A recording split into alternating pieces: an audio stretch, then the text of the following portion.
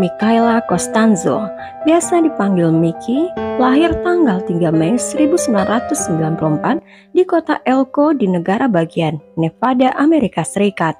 Dia tinggal dengan orang tuanya, Celia Costanzo dan Theodore Costanzo Jr. di kota kecil di West Windover, terletak di perbatasan negara bagian Nevada dan Utah. Dia juga mempunyai 2 saudara perempuan dari orang tua yang sama dan 3 saudara perempuan dari pernikahan ibunya sebelumnya. Semuanya lebih tua dari Michaela. Michaela punya masa kecil yang normal. Dia seorang anak yang bahagia dan senang bermain. Ketika remaja, dia mulai belajar di SMA Windover High School dan dia menonjol di antara siswa yang lain. Dia menjadi siswi yang luar biasa dan populer. Semua di sekolah mengenalnya dan dia punya banyak teman. Dia adalah atlet yang hebat di tim basket dan tim lari. Dia juga seorang editor surat kabar sekolah. Hampir tidak pernah dia terlihat berdiam diri dan dia selalu aktif melakukan sesuatu. Michaela putri yang bertanggung jawab dan tidak pernah berbuat masalah. Keluarganya menjaga gadis itu dan mereka memaksa untuk mengantar dan menjemputnya dari sekolah. Mereka ingin meyakinkan jika Michaela pergi dan pulang sekolah dengan aman.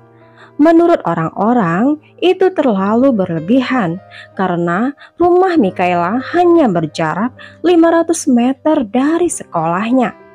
Tapi orang tua Michaela tidak peduli. Mereka hanya peduli tentang keselamatan anaknya. Tanggal 3 Maret tahun 2011, sama seperti hari sekolah biasanya, Michaela seharusnya sudah meninggalkan sekolahnya dan kakaknya Christina akan mampir untuk menjemputnya. Christina, kakak Michaela, sudah menikah dan sudah tidak tinggal dengan orang tua mereka.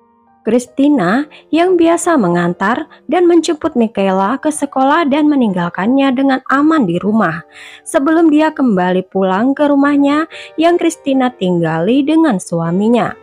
Namun hari itu, Christina sedang pergi keluar kota ke Las Vegas dengan suaminya. Orang tua Michaela yang sedang bekerja dan tidak bisa keluar sehingga tidak ada orang lain yang menjemput Michaela. Tapi mereka tidak khawatir karena jarak sekolah Michaela yang dekat dengan rumahnya dan kota West Windover yang sangat tenang dan damai. Tapi terkadang kota yang tenang menjadi tempat terjadinya kejahatan yang mengerikan. Setelah sekolah selesai, Michaela meninggalkan sekolahnya. Dia seharusnya sudah menelpon ibunya yang sedang bekerja. Segera setelah dia sampai di rumah, sekitar jam 5 sore, ibunya Celia sedang bekerja di kasino sore itu. Dan dia sedang menunggu telepon dari Michaela. Waktu berlalu, tapi Michaela tidak menelpon ibunya. Celia menjadi khawatir dan dia memutuskan menelpon Michaela di handphonenya. Tapi semua panggilan Celia ditolak. Celia menjadi khawatir.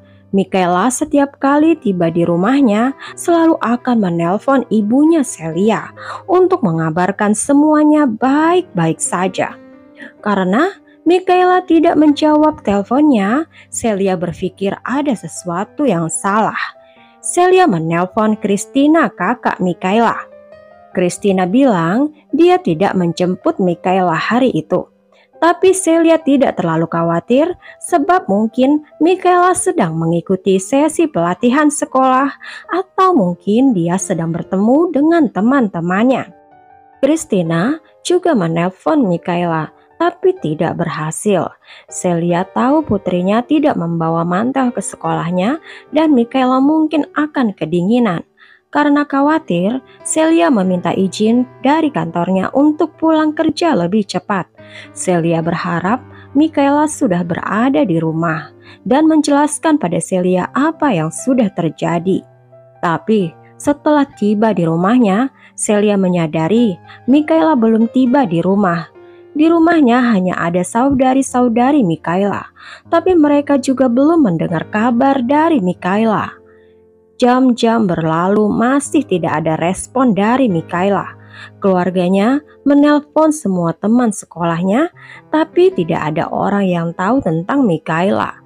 Keluarganya menyadari ada sesuatu yang serius dan mereka menelpon polisi. Polisi mulai melakukan pencarian. Hilangnya Mikaela dengan cepat menyebar ke seluruh West Windover yang berpenduduk 4.000 jiwa. Sekitar 80 orang termasuk kenalan dan keluarga dan orang asing yang ingin membantu ikut dalam pencarian. Pacar Mikaela, Javier, dipanggil untuk bersaksi. Dia bilang kepada polisi dia juga tidak tahu apa-apa dan terakhir kali Javier melihat Mikaela, dia dalam keadaan baik-baik saja. Pencarian terhadap Mikaela tidak berhasil. Polisi memutuskan mengikuti jalur yang lain. Mereka melacak catatan telepon Mikaela dan menganalisanya. Di antara beberapa panggilan, ada nomor telepon yang muncul beberapa kali. Nomor itu milik Cody Payton. Cody adalah salah satu teman baik Mikaela dan keduanya sudah saling mengenal sejak masih anak-anak. Dia berusia 18 tahun dan seorang pemain football dan dia ada di tahun terakhir di sekolah yang sama dengan Mikaela. Anak laki-laki itu memiliki keluarga yang tinggal di kompleks apartemen yang sama dengan keluarga Mikaela, dan di kompleks inilah mereka memulai persahabatan mereka. Cody bertunangan dengan seorang gadis bernama Toni Prato yang juga bersekolah di Windover High School. Mereka bertemu di sekolah dan mulai berkencan tahun 2009. Cody yang begitu jatuh cinta kepada Toni sehingga dia memutuskan pindah ke agama Mormon hanya untuk menyenangkan Toni. Sebelum bertemu pacarnya, Cody tidak mempunyai banyak ambisi. Dia ingin lulus SMA dan mendapatkan pekerjaan yang tenang di kota Elko.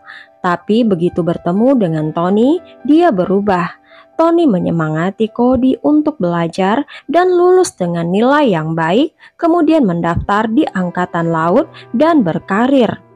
Toni sudah rajin belajar sejak kecil. Dia didorong oleh kedua orang tuanya. Orang tua Toni sangat religius, begitu juga Toni. Mereka rajin ke gereja. Toni sangat pemalu dan temannya hanya orang tua dan pacarnya. Tanggal 4 Maret tahun 2011, sehari setelah Mikaela menghilang. Ketika ditanya polisi, Cody bilang kepada polisi dia melihat Mikaela meninggalkan sekolah dengan seorang anak laki-laki yang dia kira adalah pacar Mikaela bernama Javier. Pencarian terus dilakukan, tapi tidak ada tanda-tanda Mikaela. Kota West Windover terletak di gurun Nevada dengan 250.000 km persegi mengelilingi kota itu. Kota di mana orang mudah tersesat, hilang, atau menyembunyikan jasad. Keluarga Mikaela benar-benar takut.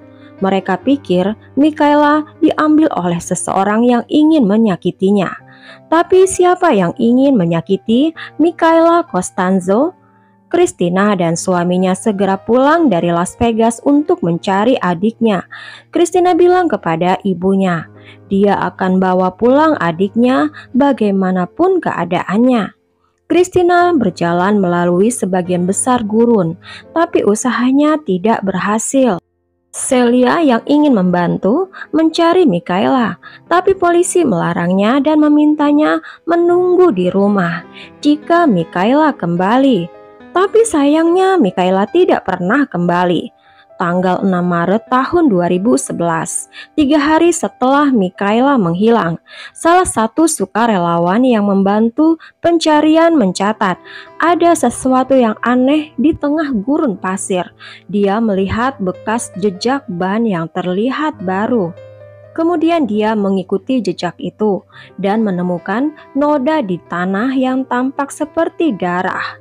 Dan di tempat yang sama sepertinya seseorang sudah dikubur di sana. Sukarelawan itu tidak menyentuh apapun. dan dia segera menelpon polisi. Ketika polisi tiba, mereka mencoba menggali di sana dan memang ada jasad manusia di situ. Tim forensik dipanggil, namun mereka akan datang dari kota Reno yang jaraknya 5 jam dari kota West Windover, sehingga polisi harus menunggu sampai besok. Christina juga ada di gurun pasir itu mencari adiknya.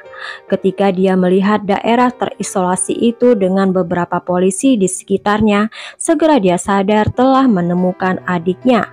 Dan polisi memberitahukan bahwa mereka sudah menemukan jasad adiknya. Setelah tim forensik tiba, mereka segera menggali jenazah dan segera diverifikasikan bahwa jenazah itu adalah Michaela Costanzo. Terungkap bahwa Michaela dipukuli dan banyak luka tajam di tubuhnya. Dia memiliki beberapa luka di wajahnya dan di leher. Menurut detektif, serangan ini datang dari seseorang yang mengenal Michaela dan mungkin punya masalah pribadi dengannya. Keluarga Michaela sedih dan gemetar mendengar jasad itu adalah Michaela. Begitu pula seluruh kota West Windover. Suasananya menjadi terkejut dan takut. Polisi menyelidiki kamera CCTV sekolah. Di dalamnya dimungkinkan untuk melihat Michaela dalam keadaan hidup. Pergi dari sekolah dalam waktu biasanya dan ditemani oleh seorang anak laki-laki. Polisi menemukan anak laki-laki itu bersama Michaela bukan pacarnya Javier, tapi Cody Payton. Ayah Cody yaitu Keith Payton yang mengantarkan anaknya Cody ke kantor polisi untuk memberikan pernyataan. Cody menyangkal terlibat dengan kejahatan itu. Tapi selama wawancara, dia meminta berbicara dengan ayahnya sendirian. Percakapan ayah dan anak ini tidak direkam, tapi melalui pintu, polisi bisa mendengar ayah anak itu menangis dan berteriak. Kit mengatakan, Cody harus menjadi laki-laki dan mengatakan yang sebenarnya. Ketika polisi kembali ke kamar itu, ayah Cody mengulangi kata-katanya dan mengatakan Cody harus mengatakan yang sebenarnya. Cody memutuskan mengatakan kepada polisi semua kejadian yang menyebabkan kematian Michaela Costanzo. Cody bilang dia bertemu Michaela dalam perjalanan keluar dari sekolah. Dia menawarkan Michaela untuk mengantarkannya pulang. Dalam perjalanan, Michaela bersikeras. Mereka pergi ke padang pasir untuk membicarakan hubungan mereka. Cody bilang dia menjadi bingung, tapi menuruti permintaan gadis itu. Ketika mereka keluar dari mobil, Michaela memohon kepada Cody meninggalkan tunangannya Tony dan mulai berkencan dengan Michaela. Karena Michaela benar-benar mencintai Cody. Cody bilang dia menolaknya, dan saat itulah gadis itu menjadi agresif. Michaela mulai memukul dan berteriak. Untuk membela dirinya, Cody mendorong Michaela dan Michaela terjatuh dan kepalanya terbentur ke tanah. Gadis itu menjadi diam dan menggigil. Cody berusaha menyelamatkan Michaela, tapi gadis itu tidak merespon dan menjadi pingsan. Cody putus asa. Dia duduk di tanah dan memikirkan apa yang akan dia lakukan. Saat itulah Michaela bangun dan mulai memukuli dirinya sendiri. Di luar kendali, dan Cody kemudian pergi ke mobilnya dan mengambil sekop. Memukul Michaela beberapa kali dan gadis itu pingsan dan saat dia mendekati Michaela. Cody menyadari gadis itu sudah tidak bernyawa dan Cody memutuskan untuk membuat luka-luka di tubuh Michaela untuk menyamarkan apa yang sudah terjadi. Tentu saja menurut polisi, cerita ini menjadi tidak masuk akal karena luka-luka yang dimiliki Michaela tidak cocok dengan versi Cody. Polisi mencoba mencari informasi lebih banyak, tapi Cody tidak berhenti menangis dan hampir tidak dapat berbicara. Polisi menghentikan interogasi dan Cody ditangkap karena kejahatan. Kerabat Michaela yang mengetahui keterlibatan Cody sangat terkejut. Mereka mengenal anak laki-laki itu sejak kecil dan seluruh keluarganya. Mereka tidak mengerti apa alasan Cody melakukan kejahatan. Mereka meyakini Cody telah dibujuk oleh seseorang untuk melakukan kejahatan, karena jika hanya untuk dia, Cody tidak akan menyakiti Michaela, teman masa kecilnya. Pengacara Cody mengatakan kepribadian Cody tidak cocok dengan kebrutalan kejahatan itu. Jika itu benar, mengapa anak laki-laki itu mengakui sesuatu yang dia tidak lakukan? Orang tua Tony sangat terkejut Cody terlibat kejahatan. Keduanya sangat suka dengan Cody dan memperlakukannya seolah-olah Cody anak laki-laki mereka. Mereka bahkan mengunjungi Cody di penjara. Tunangan Cody, Tony Fratto, juga ditanyai polisi. Dia mengaku gemetar dengan apa yang terjadi dan dia tidak tahu mengapa tunangannya melakukan kejahatan. Di sekolah, Tony bahkan menjadi lebih pendiam, berjalan dengan kepala tertunduk dan hampir tidak bicara dengan siapapun. Siswa lain menjadi kasihan padanya.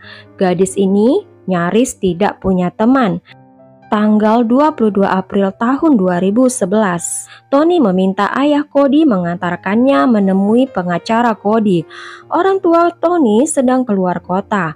Mereka tidak tahu anaknya Tony menemui pengacara Cody. Ketika mereka tiba di kantor pengacara, Tony duduk di depan pengacara dan setuju pembicaraan mereka direkam. Tony bilang dia ada bersama Cody saat Michaela dibunuh. Versi awalnya sama, tapi Tony menambahkan beberapa informasi. Menurut Tony, setelah Michaela jatuh ke tanah dan menjadi tidak sadar, dia dan Cody menyerangnya dan membuat semua luka-luka. Kemudian Cody menggali tanah dan mengubur Michaela dan keduanya meninggalkan tempat itu.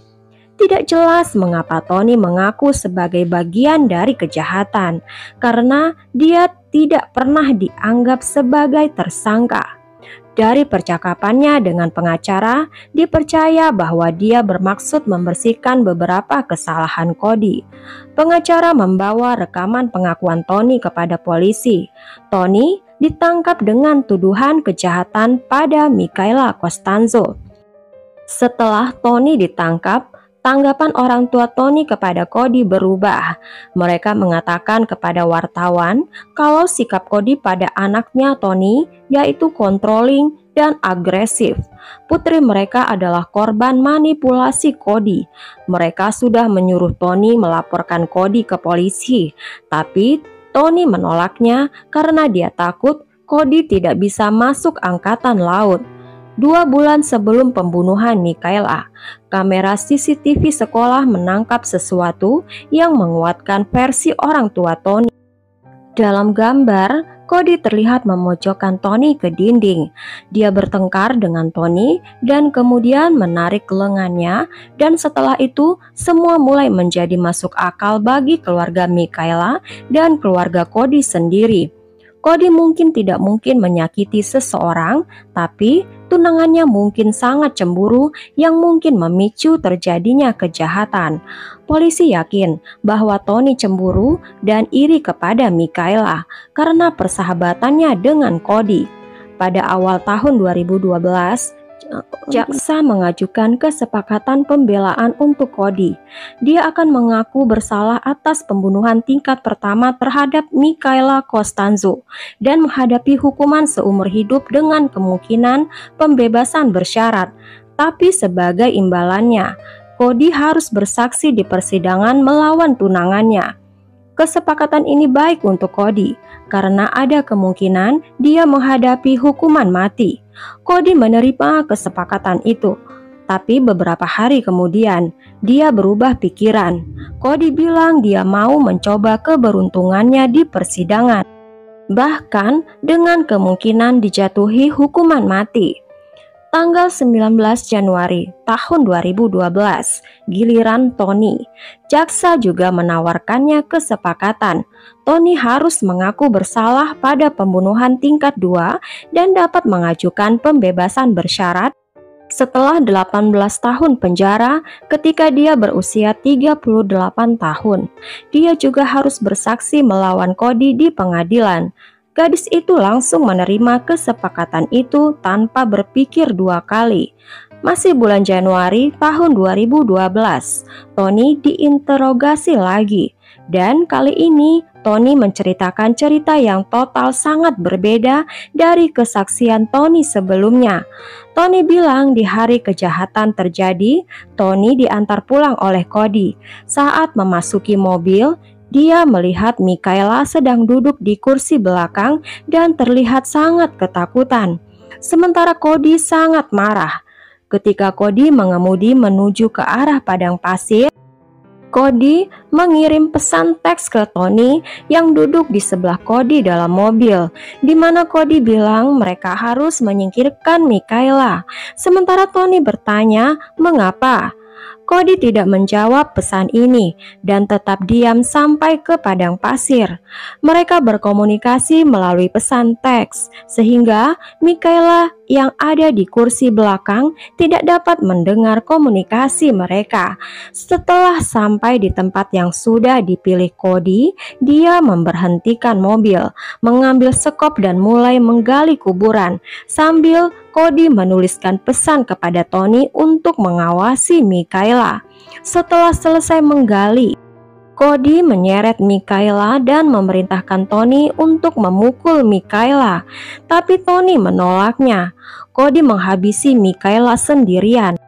Beberapa minggu sebelum persidangan, Cody dipengaruhi oleh pengacara dan anggota keluarganya untuk menerima kesepakatan pembelaan dan mengaku bersalah, sehingga dia tidak akan dikirim ke persidangan yang kemungkinan besar mendapat hukuman mati. Setelah menerima kesepakatan, Cody menerima hukuman penjara seumur hidup tanpa kemungkinan pembebasan bersyarat, dan Tony dijatuhi hukuman penjara seumur hidup dengan kemungkinan pembebasan bersyarat setelah menjalankan 18 tahun penjara. Cody sekarang berada dalam penjara dengan keamanan maksimum di Ely, Nevada. Pada tanggal 31 Agustus tahun 2018, Cody menikah di penjara dengan seorang wanita bernama Amanda Smith. Mereka mulai menjalin hubungan melalui surat menyurat. Sementara Tony di penjara Elko. Pada April tahun 2021, Tony Fratto menjalani sidang pembebasan bersyarat setelah menjalankan hukuman penjara selama 10 tahun. Permintaannya ditolak dan dapat melakukan sidang lagi tahun 2024. Sampai hari ini tidak ada yang benar-benar mengetahui secara pasti apa yang terjadi pada hari kejadian, karena versi yang diberikan oleh dua tersangka saling bertentangan. Sampai di sini dulu ceritanya ya guys. Terima kasih sudah menonton video ini. Ambil pelajaran dan hikmahnya dari setiap kasus supaya kita bisa lebih berhati-hati. Cerita yang buruknya dilupakan saja. Berikan subscribe, like, dan tekan juga loncengnya untuk cerita yang lain.